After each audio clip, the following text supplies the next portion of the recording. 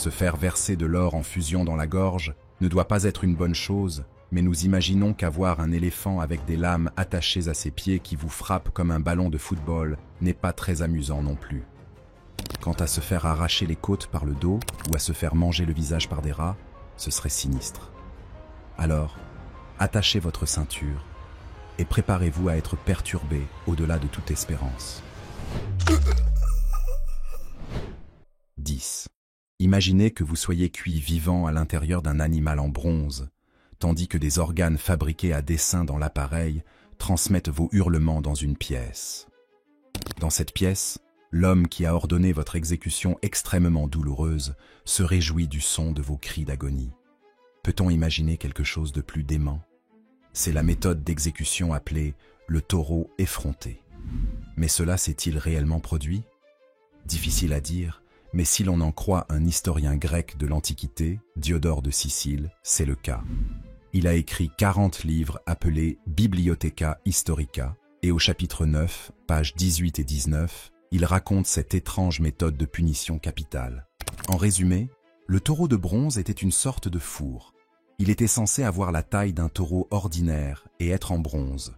Une fois la personne placée à l'intérieur, un feu était allumé en dessous. Mais le plus fou, c'est que des tubes fixés au taureau permettaient d'entendre les hurlements de la victime dans toute leur horreur. Le premier à l'avoir utilisé s'appelait Phalaris, un tyran qui, de 570 à 554 avant Jésus-Christ, dirigeait l'île que nous appelons aujourd'hui la Sicile. Il était apparemment réputé pour son extrême cruauté, prenant parfois plaisir à commettre des actes de cannibalisme. L'histoire raconte qu'un sculpteur d'Athènes, Périlaos, construisit le taureau de ce tyran mangeur d'enfants et que, voyant qu'il était équipé de tuyaux acoustiques, Phalaris se brouilla avec l'artisan. Périlaos dit à Phalaris: « Ces cris vous parviendront à travers les tuyaux comme le plus tendre, le plus pathétique, le plus mélodieux des mugissements. » Mais il semble que Périlaos n'ait pas apprécié cette démonstration du sculpteur et qu'il l'ait incité à entrer dans l'édifice. Sans se départir de son sourire, il lui dit: « Viens donc, Périla, tu seras le premier à l'illustrer. Imite ceux qui joueront de la cornemuse et explique-moi le fonctionnement de ton appareil. » Une fois Périlaos entré, Phalaris alluma lui-même le feu pour voir si la musique des suppliciés remplissait bien ses oreilles. Avant que Périlaos ne soit mort, on le sortit du taureau, puis on le traîna jusqu'à une falaise où il fut jeté à la mort. Il a agi ainsi parce qu'il ne voulait pas que le corps de Périlaos laisse des traces sur un taureau par ailleurs impeccable. Le taureau d'airain a fait couler beaucoup d'encre dans les années qui ont suivi. L'homme d'État et philosophe romain Cicéron avait quelque chose à dire à ce sujet. Dans ses oraisons vérines, il déclare: « Ce noble taureau que le plus cruel de tous les tyrans, Phalaris, aurait possédé et dans lequel il avait l'habitude de mettre les hommes pour les punir et de mettre le feu. » On a aussi parlé de chrétiens persécutés qui empruntaient cette voie, mais il est plus que probable que ces légendes étaient loin de la vérité.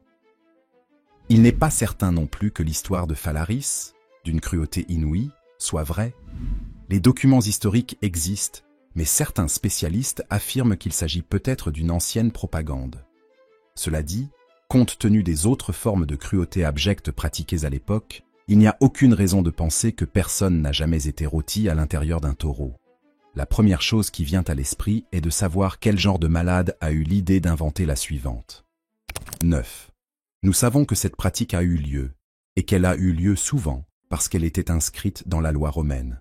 On l'appelait poenaculei, et elle était généralement réservée aux personnes qui avaient tué leur père, c'est-à-dire aux patricides.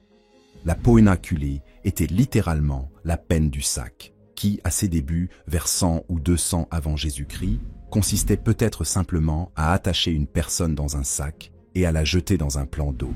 Mais c'était les débuts. Les Romains sont devenus plus sadiques à un moment donné.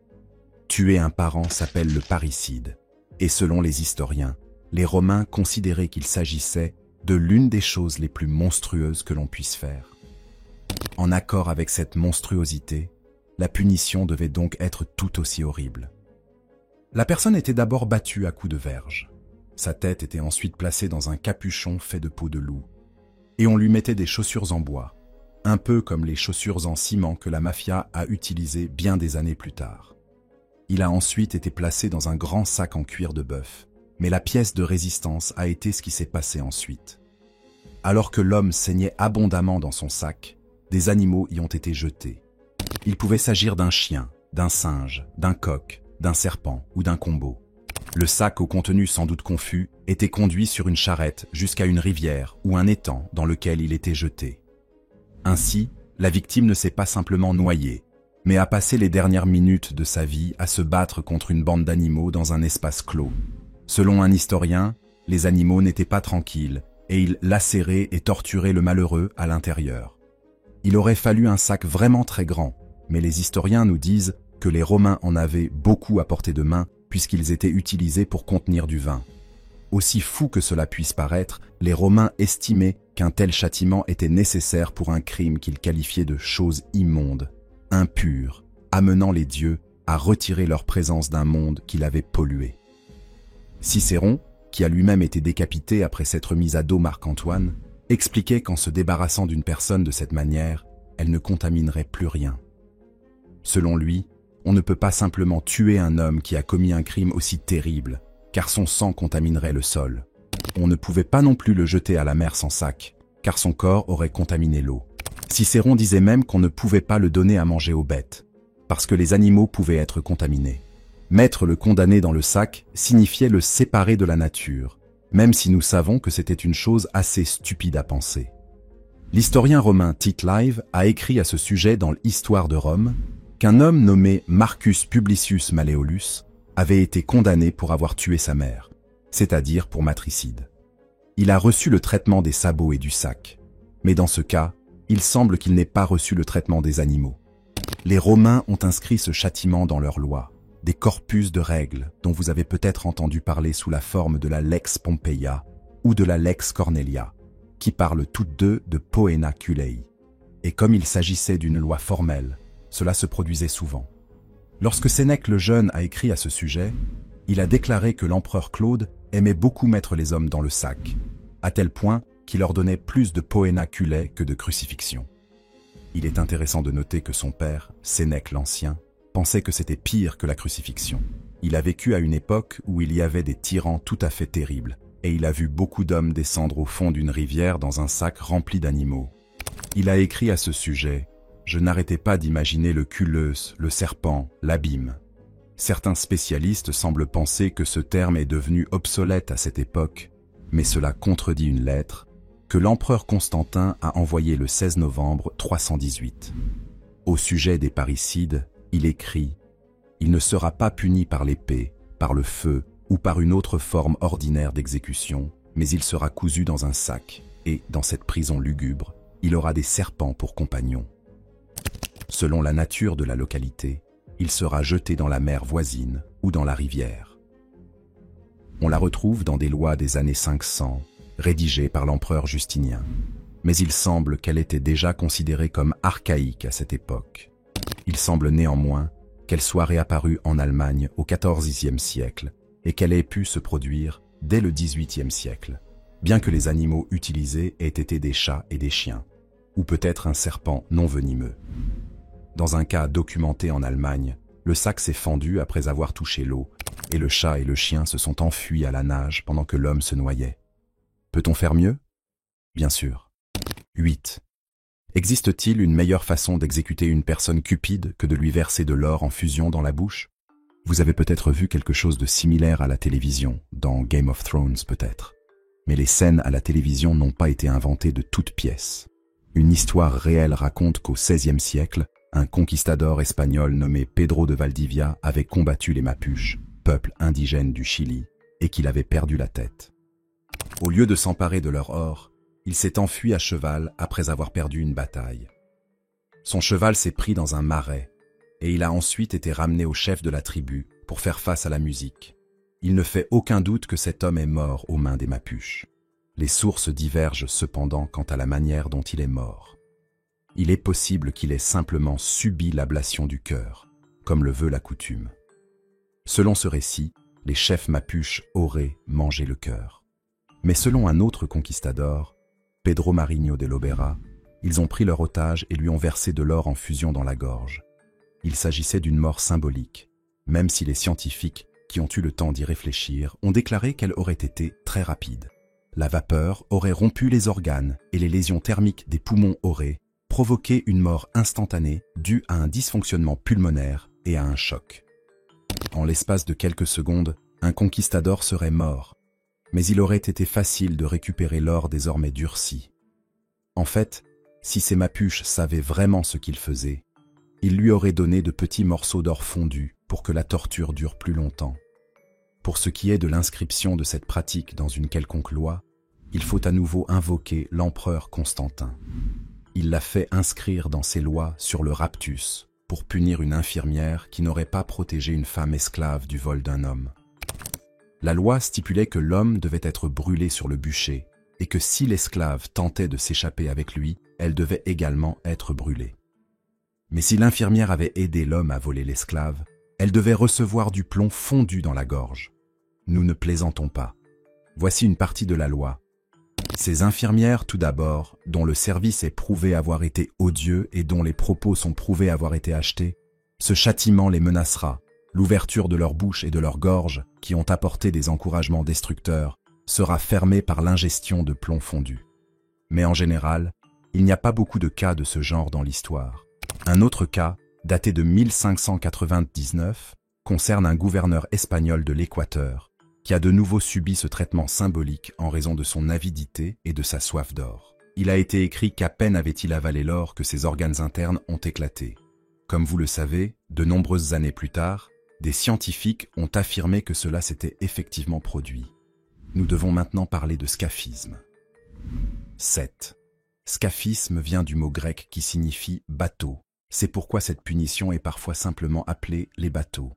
Ah, les bateaux, ça sonne si bien. Ce n'est pas le cas. La seule histoire dont nous disposons ne provient pas des exécuteurs proprement dits, mais d'un homme qui écrivait sur son ennemi de longue date. Il s'agit de l'historien grec Plutarque, qui raconte à quel point les anciens Perses pouvaient parfois être vils et inhumains. C'est pourquoi nous devons au moins nous demander s'il ne s'agit pas d'un ouvrage de propagande. Quoi qu'il en soit, dans son ouvrage intitulé « Vie d'Artaxerxès », Plutarque écrit qu'un certain Mithridate a commis le pire des crimes possibles et que le châtiment devait donc être à la hauteur. Mithridate était un simple soldat travaillant pour le compte du roi Artaxerxès. Après la mort du père d'Artaxerxès, le roi Darius II, il y a eu une lutte pour le trône avec son frère cadet, Cyrus. En 401 avant Jésus-Christ, Cyrus prend l'avantage dans une bataille contre l'armée de son frère. Mais alors qu'il fonce sur le champ de bataille sur son cheval en disant à ses ennemis désormais agenouillés de s'écarter de son chemin, Mithridate se lève et lui lance une fléchette. La fléchette l'atteint quelque part dans la tempe et le fait tomber de cheval. Il meurt peu après.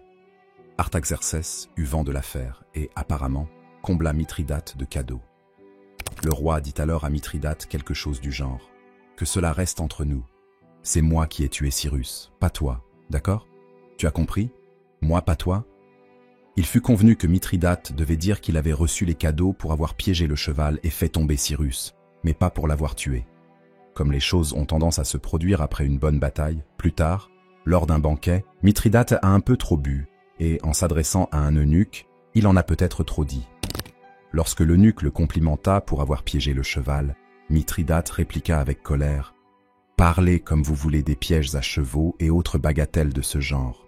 Je vous déclare explicitement que c'est cette main qui a causé la mort de Cyrus. » Il place alors sa main meurtrière devant le visage de l'eunuque. La nouvelle de ce soldat ingrat et insolent parvint bientôt à Artaxerxès, qui ordonna l'exécution de Mithridate. Et quelle mort! Mithridate fut placé entre deux barques dans l'eau, l'une sur l'autre. Sa tête, ses bras et ses jambes furent introduits dans des trous, comme s'il était dans une sorte de cercueil. Il était ensuite nourri de force et, s'il refusait de manger, on lui piquait les yeux. Le texte ne précise pas quel instrument a servi à cette piqûre, ce qui est assez important. Ensuite, on lui versait du lait et du miel non seulement dans la bouche, mais aussi sur tout le visage. Alors qu'il gisait ainsi au soleil, tout gonflé d'avoir été gavé, avec son caca et son vomi partout, des mouches et d'autres insectes le couvraient. Laissons Plutarque décrire lui-même la suite. De la corruption et de la pourriture des excréments jaillissent des reptiles et de la vermine, qui, pénétrant dans les entrailles de l'homme, consument son corps. Lorsque l'homme est manifestement mort, le bateau le plus haut ayant été enlevé, on trouve sa chair dévorée et des essaims de créatures aussi bruyantes qui s'attaquent à ses entrailles et, pour ainsi dire, s'y développent. Mithridate aurait tenu 17 jours dans cet état avant de mourir. Plutarque a peut-être dit la vérité, mais la question de savoir si ces insectes ont dévoré les entrailles de Mithridate est certainement à débattre. De toute façon, il serait mort d'avoir été abandonné aux intempéries. Voyons maintenant ce qui se fait de pire en Chine en matière de châtiment. 6. Les Chinois ont une histoire choquante en matière de torture, avec des méthodes d'exécution tout à fait incroyables, peut-être même pires que celles des Européens. Vous avez sans doute tous entendu parler de la mort par 1000 coupures, ce qui n'était pas toujours le cas. Pourtant, certains documents nous apprennent que l'opération était parfois délibérément effectuée le plus lentement possible, et dire que les derniers cas de ce genre en Chine remontent au XXe siècle. Le lingxi, ou tranchage lent, a été une forme d'exécution assez courante dans toute la Chine pendant plusieurs siècles. Le mieux qu'une victime pouvait espérer était de soudoyer le bourreau pour qu'il se procure un analgésique, ou de payer suffisamment cher pour que le bourreau tranche quelque chose qui lui assure une mort rapide. Cependant, cette pratique était également connue sous le nom de mort lente. Et il arrivait donc que de nombreuses entailles soient pratiquées alors que la personne était encore consciente. Les bourreaux commençaient généralement par prélever d'épais morceaux de chair sur les bras et la poitrine de la victime, puis descendaient vers les jambes. À la fin, les bras étaient coupés et la tête aussi, juste pour s'assurer que la vie après la mort n'était pas très amusante. L'opération durait généralement une quinzaine de minutes, mais certains rapports font état de 3000 coupures avant la mort. Nous supposons qu'il s'agissait de très petites coupures. Voici maintenant quelque chose d'encore plus extrême. 5. Nous n'en avons pas encore fini avec la Chine, car les choses ont empiré après le lingxi. Pour l'expliquer, il faut parler d'un Chinois très respecté, né vers 280 avant Jésus-Christ. Il s'appelait Li Si. Sous la dynastie Qin, cet homme était réputé pour ses écrits philosophiques ainsi que pour son intelligence politique, raison pour laquelle il est devenu à un moment donné le chancelier, qui était à l'époque une sorte de premier ministre de l'empereur. Li Si écrivait magnifiquement et avait de grandes idées sur la façon dont la société et le monde devraient être dirigés. Un historien a dit que Li Si avait écrit sur « un monde comprenant tous les Chinois, apportant avec la domination universelle la paix universelle ». Mais cet homme, l'un des plus remarquables de l'histoire chinoise, a eu quelques problèmes après la mort d'un des empereurs. Au cours d'une période de succession délicate, il a été trahi par un autre politicien nommé Zhao Gao. Li Si a d'abord été torturé pour que Zhao Gao puisse comprendre qui était du côté de qui pendant tout ce tumulte. Il a été soumis à ce que l'on appelle les 5 punitions, qui étaient à peu près les pires de la Chine ancienne et, pour être juste envers les Romains, elles donnaient l'impression que combattre un singe dans un sac immergé était une fête. Le moins douloureux des 5 châtiments consistait simplement à tatouer le visage du condamné. C'était un peu comme le marquage au fer rouge dans l'Europe du Moyen-Âge. Dans certains cas, l'homme se faisait tatouer et se promenait avec une marque de honte sur lui. Mais pour les cas plus graves, il y avait l'ablation du nez, ce qui signifiait encore une fois que vous deviez sortir en public et que tout le monde savait que vous aviez fait quelque chose de mal. Pire encore, on procédait à l'ablation des pieds et, dans certains cas, à l'ablation de la rotule, ce qui signifiait que le condamné ne pouvait pas marcher très bien. Dans d'autres cas, ils enlevaient le pénis et les testicules d'un homme, ce qui en faisait un eunuque. Mais imaginez que cela vous arrive et qu'ils vous tuent quand même. C'était la 5e punition, en chinois, dapi. Elle consistait à couper quelqu'un en 4, fen wei lu, à le faire bouillir vivant, peng, ou à lui arracher la tête et les membres en l'attachant à un char, chélier. Il peut également s'agir de trancher lentement, de décapiter ou simplement d'étrangler.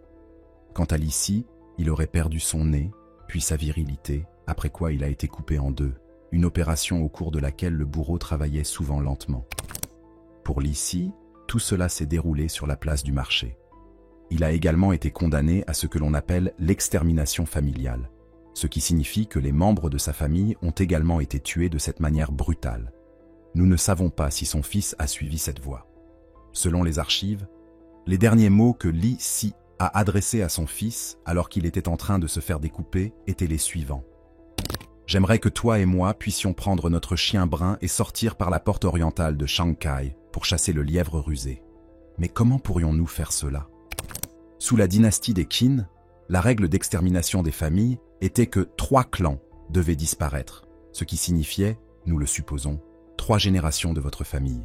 Curieusement, c'est ce qui est arrivé à un législateur nommé Shang Yang. Il avait rédigé des lois très progressistes, mais son humanité lui avait valu de se mettre à dos une partie de la noblesse de Qin. Une partie de leur agacement était due au fait que Yang demandait l'égalité devant les tribunaux, ce qui signifiait que les élites devaient également répondre de leurs actes devant la loi. Cela ne leur plaisait guère. Lorsqu'ils l'ont finalement attrapé, ils l'ont attaché à des chars et l'ont mis en pièces, ce qui, selon certaines sources, était une exécution qu'il avait lui-même inscrite dans la loi. Toute sa famille a également été exécutée. Ok, nous venons de mentionner le fait d'être ébouillanté vivant, ce qui est une chose dont nous pensons qu'il faut parler davantage. 4. Les autorités japonaises ont souvent fait bouillir des gens vivants à leur époque, mais nous pensons que l'une des exécutions les plus choquantes a été celle du bandit Ishikawa Goemon, à l'allure méchante. Au XVIe siècle, cet homme était un peu le héros des pauvres, la version japonaise de Robin des Bois. Il volait aux riches et donnait aux pauvres. Mais n'oublions pas que des légendes comme celle-ci et celle de Robin des Bois ont pu être embellies au fil des ans. Par exemple, la légende veut que Hideyoshi ait eu des capacités de ninja comme celles que l'on peut voir dans les films. Des choses comme combattre 50 hommes à la fois et avoir la capacité de sauter haut dans les arbres.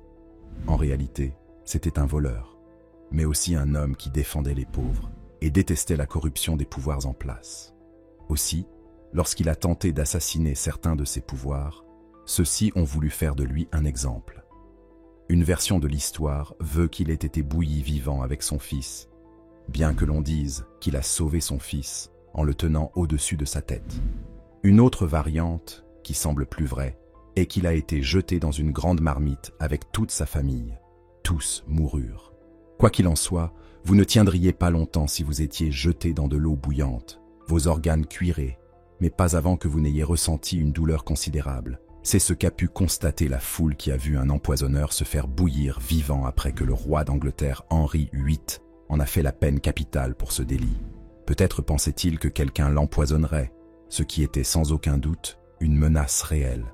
Quoi qu'il en soit, après avoir jeté cet homme dans l'eau, un témoin écrivit plus tard « Il rugissait très fort, et les femmes enceintes se sentaient malades à la vue de ce qu'elles voyaient. » Quelques mois plus tard, une servante a également été bouillie vivante pour avoir tenté d'empoisonner le chef de la maison où elle travaillait. Nous n'avons pas trouvé le nom de cette femme, mais en 1542, une femme nommée Margaret Davy a également été bouillie vivante en Angleterre pour avoir essayé de tromper son employeur. Un livre publié plus tard parle de sa mort en disant que l'offenseur soit ébouillanté à mort dans de l'eau chaude. Sur la base de cette loi, Margaret Davy, une jeune femme accusée de haute trahison pour avoir bousculé sa maîtresse et d'autres personnes, a été ébouillantée à mort à Smithfield le 17 mars de la même année. Ce livre qualifiait l'empoisonnement de crime le plus détestable, ce qui était bien sûr le cas pour les personnes qui rédigeaient les lois et engageaient des gens pour laver leur sol et faire cuire leurs lapins en ragoût. Mais en Allemagne et en France, le fait d'être bouilli vivant était plus souvent la sentence pour le rognage, qui consistait à gratter des morceaux de pièces de monnaie et à les faire fondre pour en fabriquer de nouvelles.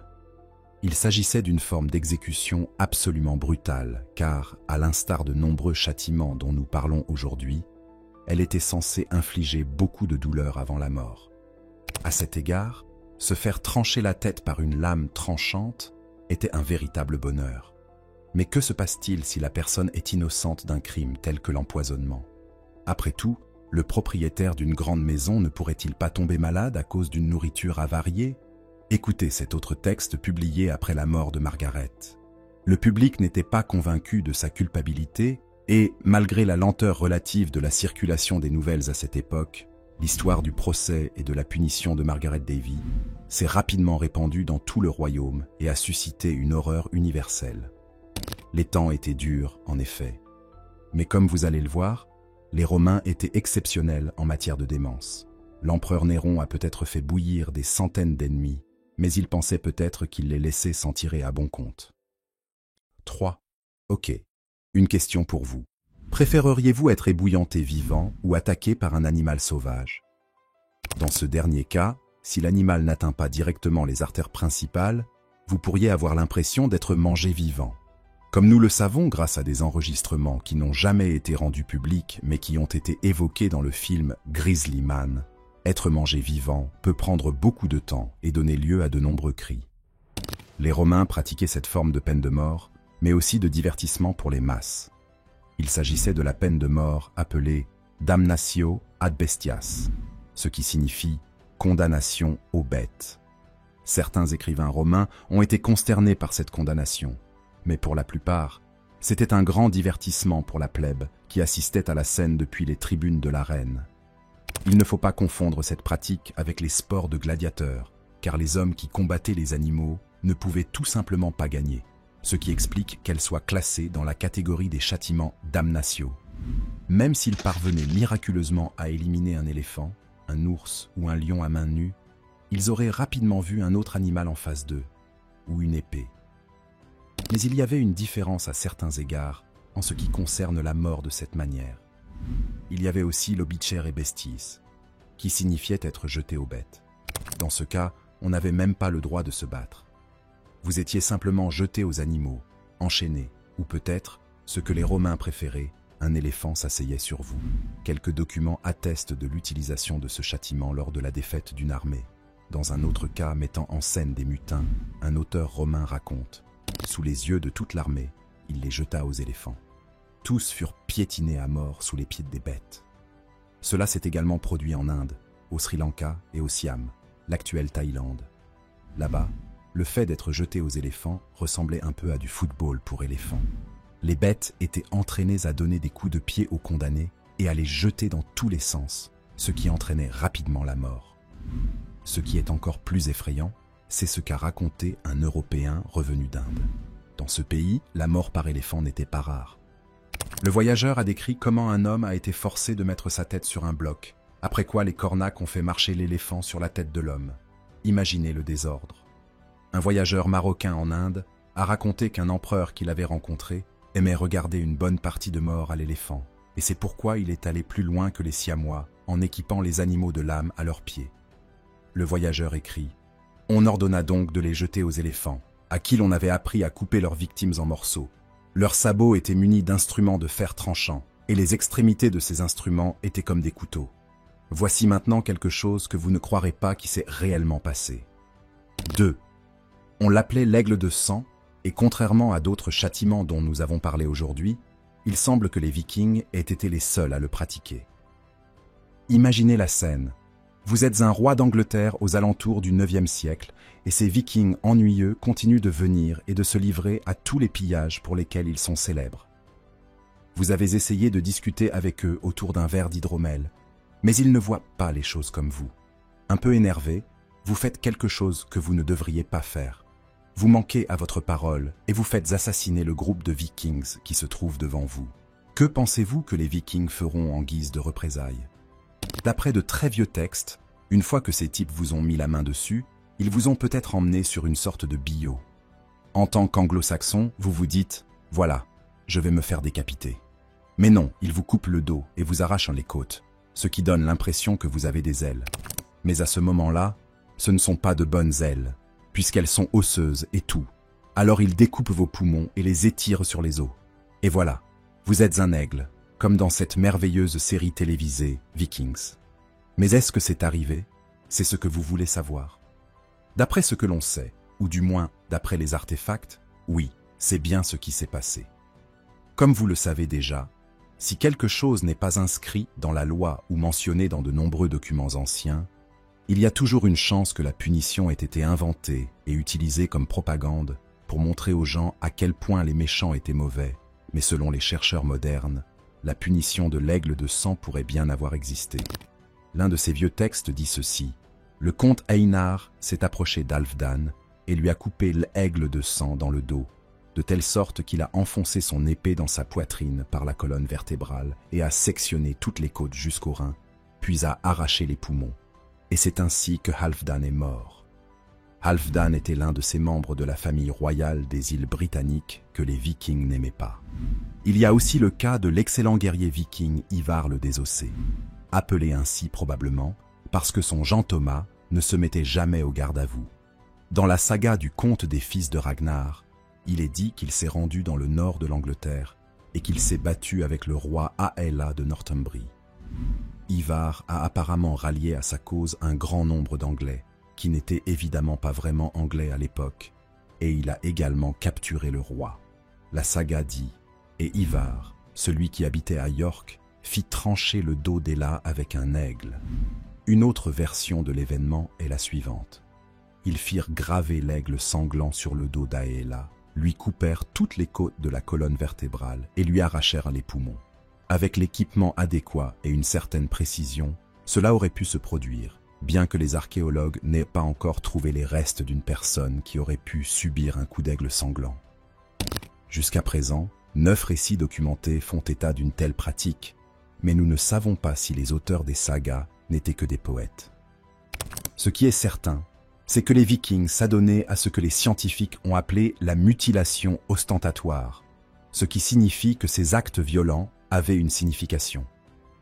En ce qui concerne la douleur, un chercheur a déclaré « Il n'est pas possible qu'une victime soit restée en vie pendant toute la durée de la procédure.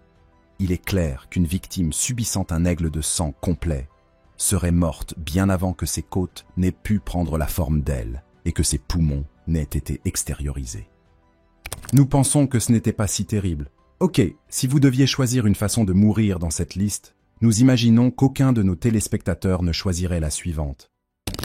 1. La torture des rats. À l'époque, et encore aujourd'hui dans une moindre mesure, il y avait beaucoup de rats dans la ville de Londres. C'est au cours du XVIe siècle que l'on a appris que la tour de Londres possédait son propre donjon des rats. Des documents de l'époque montrent que certaines de ces cellules situées au fond du donjon laissaient entrer l'eau de la Tamise, et avec elle les rats. Cela aurait pu rendre quelqu'un un peu dégoûté, mais apparemment, il arrivait que la chair soit arrachée des bras et des jambes des prisonniers. Il ne s'agit pas d'une mort par les rats, à moins de mourir d'une infection. Mais il y a aussi l'histoire documentée d'un chef militaire néerlandais, Diederik Sonoa, qui, dit-on, au cours de la guerre de 80 ans, au XVIe et XVIIe siècle, a fait preuve de créativité avec les rats. Dans le livre « The Rise of the Dutch Republic », il est écrit que cet homme a placé quelques rats dans une sorte de bol. Il a ensuite placé ce bol sur le ventre d'un prisonnier. Jusque-là, ce n'est pas très effrayant, mais on dit aussi qu'il a chauffé le bol et que les rats n'avaient qu'un seul moyen d'échapper à la chaleur. Les rats n'avaient donc qu'un seul moyen d'échapper à la chaleur, mordre et griffer l'estomac de l'homme. Le livre indique qu'il rongeait les entrailles de la victime, ce qui, on peut l'imaginer, était très douloureux et conduisait presque certainement à la mort. L'entrée dans le ventre de la victime aurait bien sûr été plus facile à ouvrir si un découpage avait été effectué au préalable. Il est très probable qu'il s'agissait d'une forme de torture lors d'un interrogatoire, mais il est également probable que la personne soit morte peu de temps après. Ensuite, il y a eu la torture du rat à la manière de l'Allemagne médiévale, qui consistait apparemment à affamer d'abord quelques rats. On plaçait ensuite sur la tête de la victime une cage métallique dans laquelle on fourrait les rats affamés. Ils lui mangeaient ensuite le visage et, selon une source, la victime était laissée à l'abandon. Il est vrai que les preuves de cette pratique sont rares.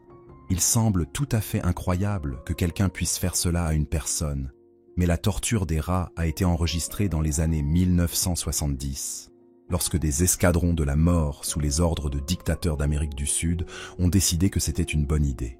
C'est ce qui s'est passé pendant la sale guerre en Argentine de 1976 à 1983. Croyez-le ou non, les États-Unis ont parrainé et soutenu cette dictature militaire infiniment brutale, au cours de laquelle quelques 30 000 personnes ont disparu. Nombre d'entre elles ont été torturées de la pire façon imaginable avant d'être tuées. La dictature, qui s'est baptisée « Processus de réorganisation nationale », a fonctionné dans le cadre de la campagne américaine appelée Opération Condor. L'état de terreur a conduit les escadrons de la mort d'extrême droite à éliminer des rues tous ceux qui exprimaient des opinions de gauche ou même soutenaient ce que nous appelons les droits de l'homme. Plus tard, lorsque la Commission nationale argentine sur la disparition des personnes a rédigé ses rapports. Il a été révélé que ce qui était arrivé à certaines personnes avant qu'elles ne disparaissent était tout simplement maléfique. Même les Romains de l'Antiquité en auraient pris ombrage. Nous n'entrerons pas dans les détails, mais la torture consistait à ouvrir l'un des orifices de la personne, après quoi un tube appelé rectoscope était utilisé, ainsi qu'une bande de rats affamés. Même si la victime survivait, elle pouvait être emmenée dans ce que l'on a appelé un vol de la mort, c'est-à-dire qu'elle était jetée d'un avion ou d'un hélicoptère. Tout cela est bien sombre, mais vous connaissez le proverbe. Ceux qui n'apprennent pas l'histoire sont condamnés à la répéter. Merci d'être resté jusqu'ici. N'hésitez pas à cliquer sur l'une des vidéos à l'écran pour plus de contenu similaire.